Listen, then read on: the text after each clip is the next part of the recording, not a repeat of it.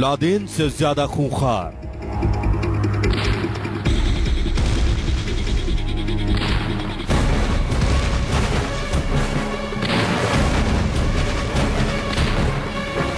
अकेले 1000 उसामा के बराबर।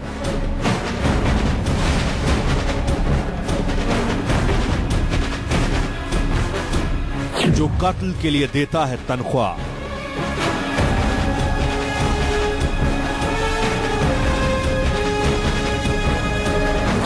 दुनिया ने नहीं देखा उसका चेहरा।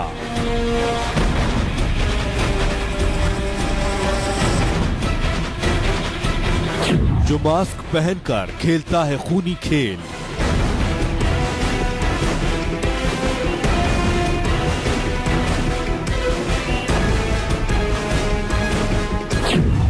वो सैकड़ों कत्ल करके मनाता है जश्न।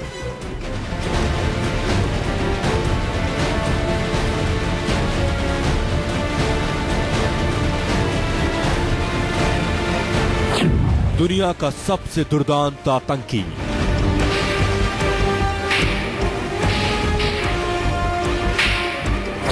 आज अदृश्य शेख उर्फ बगदादी की खौफनाक कहानी।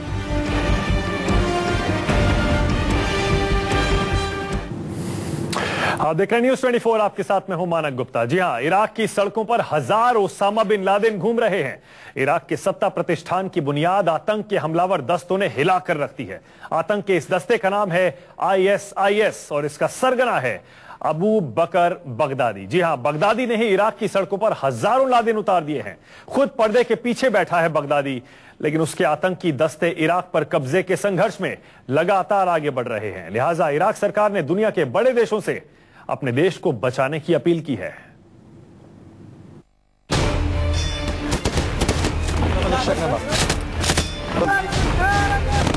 इराक में लादेन फिर जिंदा। एक नहीं, 1000 लादेन।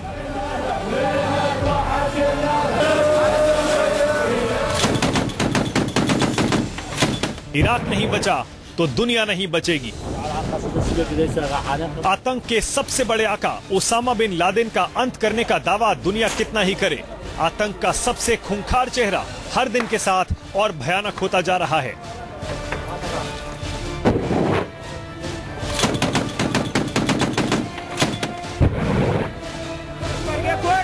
इराक की धरती आतंक के रक्त बीज ओसामा बिन लादेन की रूह के लिए मानो सबसे उपजाऊ जंग का मैदान बन गई है।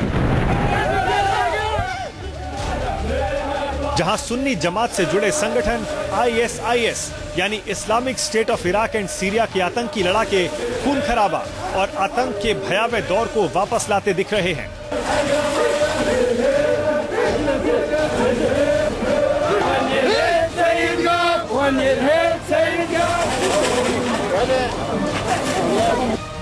यही वजह है कि अमेरिका में इराक के राजदूत ने इराक में चल रहे आतंक के खिलाफ जंग को ओसामा बिन लादेन के दौर से जोड़ते हुए उससे भी कहीं ज्यादा खतरनाक बताया है।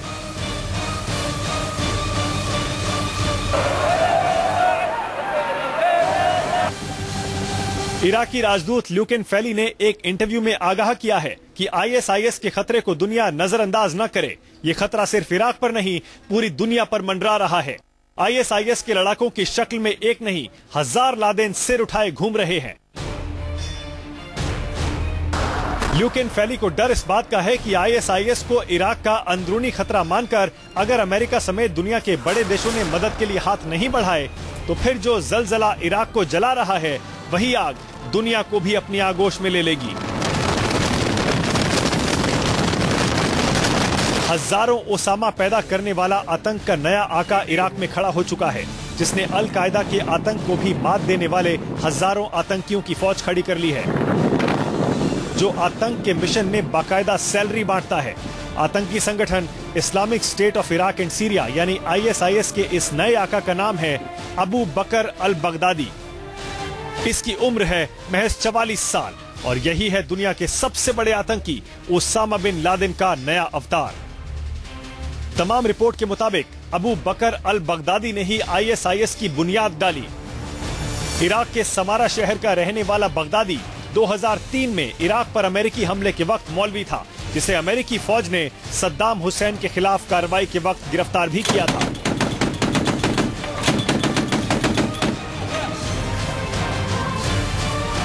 इराक में अल कायदा के आतंकी लड़ाकों के छिटपुट गुटों को बगदादी ने ही संगठित रूप दिया।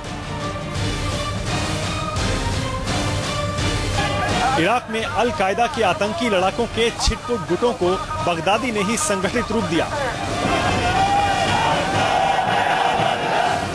ओसामा बिन लादेन के खास रहे अबू मुसाब अल जरकावी की मौत के बाद गुमनाम और अदृश्य रहकर बगदादी ने सुन्नी आतंकियों के संगठन ISIS के सारे सूत्र हाथ में लिए।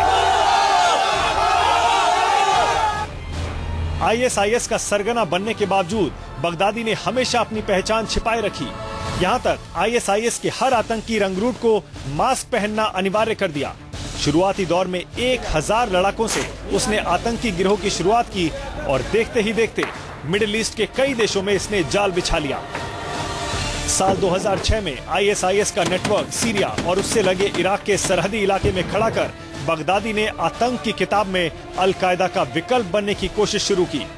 यहाँ तक अल कायदा के नंबर 2 सरगना अयमान अल जवाहिरी की इराक तक सीमित रहने की नसीहत तक को मानने से इनकार कर दिया और आतंक के नक्शे पर लादेन के बाद सबसे खूंखार चेहरा बनने की होड़ में बगदादी ने इराक के शिया धार्मिक समूह को सबसे पहले निशाने पर लिया। Bureau report, news 24।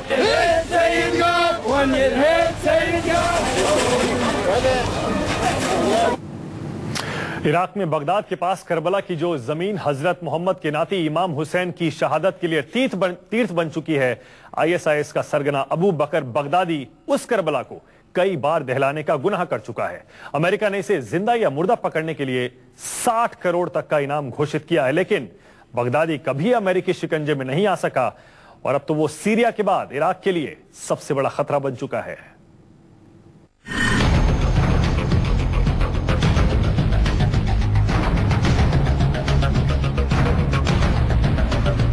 मोसुल और तिक्रित में बंधक बनाए गए इराकी फौजियों और शिया समुदाय के लोगों पर कहर बरसाती इन्हीं तस्वीरों ने दुनिया को ये जानने के लिए विवश कर दिया कि आखिर इराक में मौत का नंगा नाच कर रहे इन आतंकियों का आका कौन है। कौन है वो खूंखार चेहरा जो क्रूरता और आतंक के कारोबार में ओसामा बिन लादेन को भी मात देने में जुट गया है।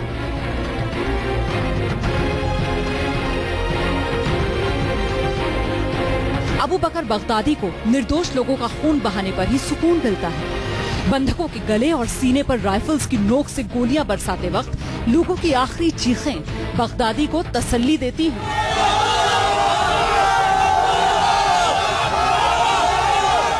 सुन्नी समुदाय की रिवायत के मुताबिक ही अबू बकर बगदादी इराक और सीरिया के सरहदी इलाकों में नए इस्लामी स्टेट बनाने का सपना पाल रहा है, जिसका खलीफा बनने की सनक ने ही बगदादी को शिया समुदाय का दुश्मन यहाँ तक बना दिया कि उसने शियाओं को मुसलमान मानने से ही इनकार कर दिया है।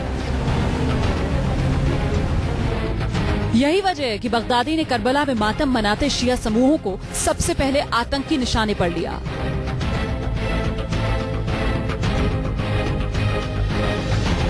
इराक में सद्दाम हुसैन के अंत के बाद मौजूद मित्र देशों की फौजों के लिए बगदादी मौत का वो भयावह चेहरा बन गया, जिसने आखिरकार इराक छोड़कर अमेरिकी फौजों को वापस जाने के लिए मजबूर कर दिया।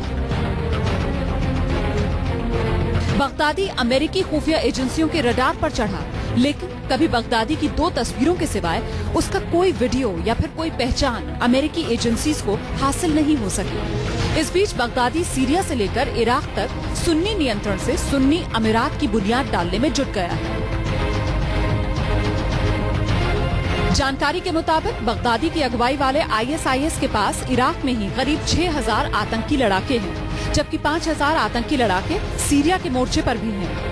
बगदादी के आतंकी रंगरूटों में 500 के करीब सुन्नी लड़ाके फ्रांस समेत यूरोप के दूसरे देशों से भी जुड़े बताए जाते हैं।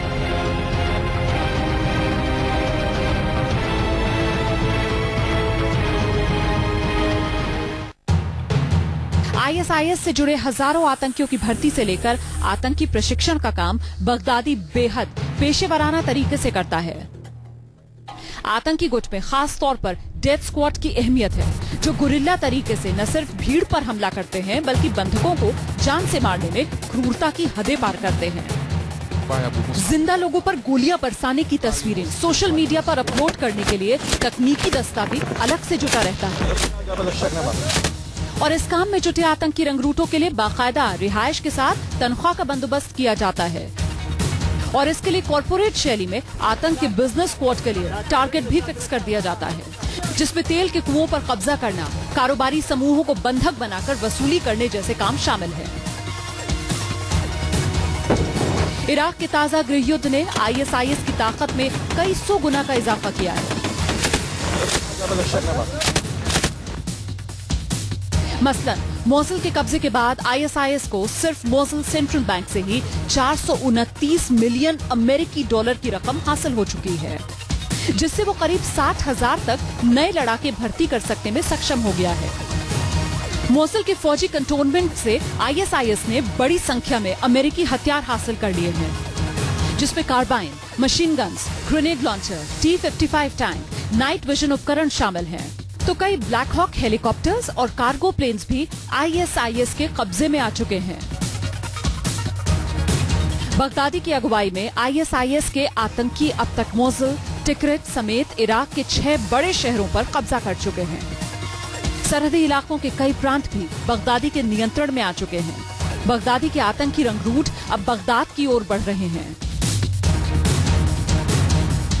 यानी खतरा साफ है कि अगर इराक में नूर अल मलिकी का तख्ता पलट करने में बगदादी कामयाब हुआ तो फिर दुनिया के बाकी हिस्सों में भी आतंकी आग का नया दौर आने में देर नहीं लगेगी। पेट्रोल के सवाल पर इराक पहले भी युद्ध की आग में जलता रहा है। 1991 के खाड़ी युद्ध से लेकर 2003 में सद्दाम हुसैन के खात्मे तक दुनिया के बड़े देशों की निगाहें इराक के तेल भंडार को अपने नियंत्रण में रखने पर हमेशा लगी रही हैं। दुनिया के लिए इराक की इसी अहमियत को अब आतंकी सरगना बगदादी ने भी पहचान लिया है।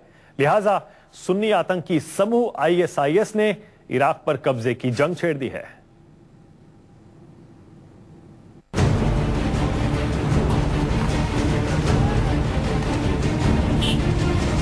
इराक में आतंक की गवाही देती ये तस्वीर इस बात की भी गवाही है कि मध्य पूर्व के तमाम देशों में लोकतंत्र को खाद पानी का बंदोबस्त बाहर से कितना ही क्यों न किया जाए, लेकिन लोकतंत्र पर अक्सर राइफलों की तड़तड़ाहट की भारी पड़ती है। पेट्रोल के खजाने से तर रेगिस्तानी देशों में शुमार इराक पर कब्जे की जंग दरअसल अहम इसलिए है क्योंकि दुनिया के विकास की सेहत और स्पीड के खजाने की चाबी सऊदी अरब के बाद इराक के पास ही है। लिहाजा दूसरे विश्व युद्ध के बाद से ही समूचा मिडिल ईस्ट पश्चिमी देशों की सियासत का अखाड़ा बन गया है। सद्दाम हुसैन और उससे पहले कई दशक से बल्कि कई सेंचुरी से इराक में हमेशा सुन्नियों का रूल रहा है, जबकि वहाँ पे मेजॉरिटी शियों की है। वो सद्दाम हुसैन के हटने के बाद इस बात को अभी तक एक्सेप्ट नहीं कर पाए हैं कि शिया हुकूमत, और वो लोग ज़्यादातर लोगों का मानना है वहाँ पे बहुत बड़ी संख्या में ऐसे लोग हैं, खास ये आतंकवादी ग्रुप के अलावा भी, जिनका मानना ये है कि शिया मुसलमान नहीं होते और उनका कहना ये है कि वो किसी भी नॉन मुस्लिम्स के का रूल उनको बर्दाश्त नहीं होगा। ये पुराने वक्त की बात छोड़ भी दें तो बीते 30 साल में कई बार इराक जंग का मैदान बन चुका है। 1990 में खाड़ी युद्ध के सवाल पर मिसाइलों ने पूरे देश को लहूलुहान कर दिया था और उस वक्त भी दुनिया के देशों की सांसें तेल की कीमतों के सवाल पर थम गई थी। जानकारों के मुताबिक सद्दाम ने उस वक्त तेल के उत्पादन को जानबूझकर कम करने के आदेश दे दिए थे ताकि तेल की कीमतें आसमान छूने लगें। तो कुवैत से झगड़ा भी इसी मुद्दे को लेकर शुरू हुआ कि वो तेल के तेज उत्पादन के साथ पश्चिमी देशों के लिए तेल की तगड़ी आपूर्ति कम क्यों नहीं कर रहा। जो एक स्ट्रेटेजिक बैलेंस था मिडिल ईस्ट का, उसको डिस्टर्ब ना किया जाए। कई बार मुझको उदाहरण लगता है कि जैसे कुछ बच्चा हो, वो खिलौने को तोड़ तो लेता है पर तोड़ने के बाद उसको जोड़ना नहीं आता। तो अमेरिका ने पिछले कुछ सालों में जो मिडिल ईस्ट में किया है वो उस बच्चे की तरह है कि जिसको लगा कि मैं खिलौने को तोड़ के अपनी तरह से बनाऊंगा, पर जब सब कुछ टूट गया, तहस नहस हो गया, चाहे आप लीबिया देख लीजिए, सीरिया देख लीजिए या इराक देख लीजिए, अब उसके बाद वो जो पीसेस हैं वो जोड़ने के लिए उनको छटपटाहट हो रही है। और 90 के दशक में खाड़ी युद्ध ने इराक को तबाही के मुहाने पर ला खड़ा किया। सद्दाम हुसैन ने उस वक्त अमेरिका के आगे हथियार तो डाल दिए, लेकिन युद्ध खत्म होने के साथ ही इराक में सुन्नी, शिया और कुर्द समुदायों के बीच तनाव और हिंसा का नया दौर भी खड़ा हो गया। युद्ध में हार की कसक ने आतंकी साजिशों के लिए पूरे मिडिल ईस्ट का चारागाह बना दिया।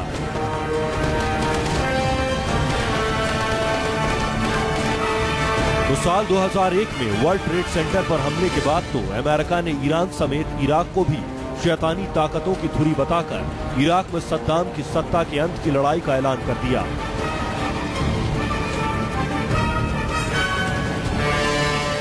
Iran aggressively pursues these weapons and exports terror, while an unelected few repress the Iranian people's hope for freedom. Iraq continues to flaunt its hostility toward America and to support terror. States like these and their terrorist allies constitute an axis of evil, arming to threaten the peace of the world. America ने आतंक के खिलाफ जंग में Iraq और अफगानिस्तान पर धावा बोला, लेकिन अब आतंक की ये नई तस्वीरें बता रही हैं कि हालात बनने से ज्यादा और बिगड़ते जा रहे हैं। इराक के सामने फिर से अस्तित्व बचाने का वो सवाल खड़ा हो गया है, जिसे लेकर मिस्र अलग जूझ रहा है। तो सीरिया में बीते 3 सालों से जारी गृह युद्ध के खत्म होने के आसार नहीं दिखते हैं।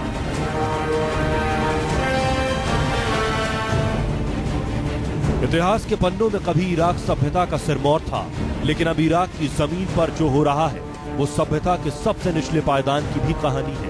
वजह कुछ भी हो, सवाल दुनिया के सामने खड़ा है कि कैसे इराक समेत मिडिल ईस्ट में शांति की इबारत वापस लिखी जा सकेगी, जिसे कभी पेट्रोल की ताकत के बहाने तो कभी किसी और वजह से हमेशा तार तार कर दिया जाता है।